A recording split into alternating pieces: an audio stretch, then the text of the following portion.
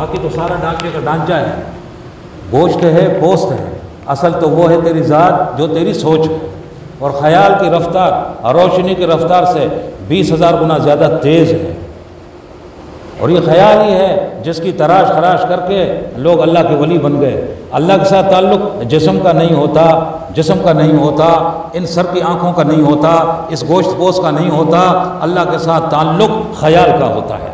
جتنے بھی اللہ کے دوست ہوئے ان کو اللہ کا خیالی تعلق قائم رہا، اور خیال کے ساتھ وہاں تک رسائی حاصل کی، اس لیے کہ خیال روح کی روح ہے۔ جتنے بھی ہیں اللہ سے بے تعلق اپنی نمازوں میں رہتے ہیں، وہ اس لیے رہتے ہیں کہ ان کا خیال صاف نہیں ہے، ان کا خیال ان کے قابو میں نہیں ہے، ان کا خیال آزاد ہے، آوارہ ہے، آزاد ہے، آوارہ ہے۔ اس لیے تو تکبیر تحریمہ سے لے کر السلام علیکم رحمۃ اللہ تک، چاہے 50 برس سے نماز پڑھتا ہے، چاہے گھر میں پڑھتا ہے، چاہے مسجد میں پڑھتا ہے، چاہے حرم شریف میں پڑھتا ہے، وہ رب کے ساتھ تعلق والی نماز نہیں پڑھ سکتا۔ اس لیے نہیں پڑھ سکتا کہ اس نے اپنے خیال پر بچپن سے بڑی عمر، جوانی، بڑھاپے تک کوئی محنت کی نہیں، اس کو یہ سبق کسی نے پڑھایا نہیں، کسی نے سکھایا نہیں، وہ اس بات سے لا علم ہے کہ اللہ سے تعلق اصل میں خیال کا قائم کیا جاتا ہے، جسم کا نہیں قائم کیا جاتا۔ وہ خود جسم سے بے نیاز ہے، لیس کمثلہ شیء وہو السمیع البصیر، اس جیسے کوئی چیز نہیں ہے، اور وہ ذات دیکھتی بھی ہے، سنتی بھی ہے۔ اس طرح سے یہ اپنے آپ سے کوئی چیز نہ رہ جائے، اور پھر خیال کے آنکھ کان سے رب کو دیکھنے والا بن جائے، اور رب کے کلام کو سننے والا بن جائے، رب کے ساتھ کلام کرنے والا بن جائے۔ یہ نہیں ہے کہ نماز میں کھڑا تکبیر تحریمہ کرتے ہی حدیث نفس میں گم ہو گیا، اس سے بات کر رہا، اس سے بات کر رہا، ادھر روڈ دوڑ رہا، ادھر روڈ پہ کھڑا، اس ہوٹل میں پڑا، اس گھر میں کھڑا، اس کے ساتھ دین، اس کے ساتھ دین، رکوع بھی ہو رہے ہیں، سجدے بھی ہو رہے ہیں۔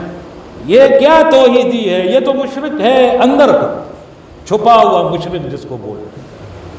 شرک خفی اسی کا نام ہے۔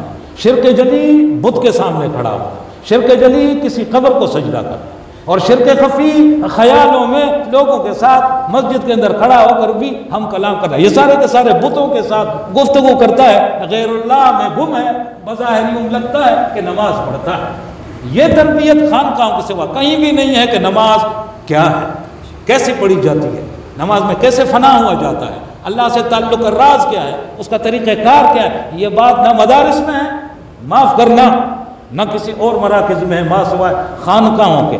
آج کل کے یہ شرکوں والے آستانوں کی بات نہیں کرتا جہاں جھنڈیاں لگی ہوتی ہیں، بڑے اگربتیاں جل رہی ہیں، حلوے مانڈے بٹ رہے ہوتے ہیں، دمال ڈول ساز ہو رہے ہوتے ہیں۔ یہ نہیں، خانقاہ کسی اللہ کے خدا منش، کسی بزرگ کی کٹیا کہ وہ خود اپنی ذات میں ہے خانقاہ، وہ جہاں ہے بس وہی ہے خانقاہ۔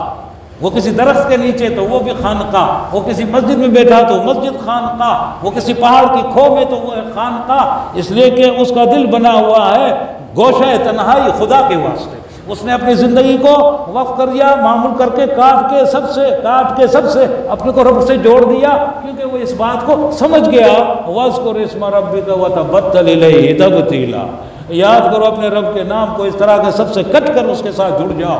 اور یاد کرنے کا سب سے بڑا وظیفہ، عظیم ذکر نماز ہے، اور نماز میں اگر بندہ اپنے سب سے کٹ کر رب سے جڑتا نہیں ہے، اس کو کون نماز کہے گا؟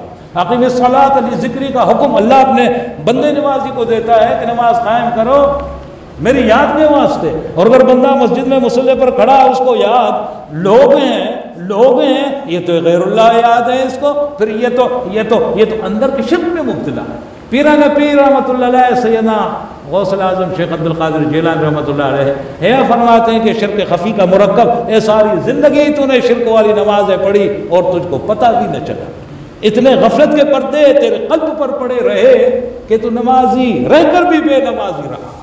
کیا تیری نمازیں رہی کہ تیری داڑھی سفید ہو گئی، دانت گر گئے، مگر اس نماز نے تجھے اللہ کا عرفان نہیں سکھایا۔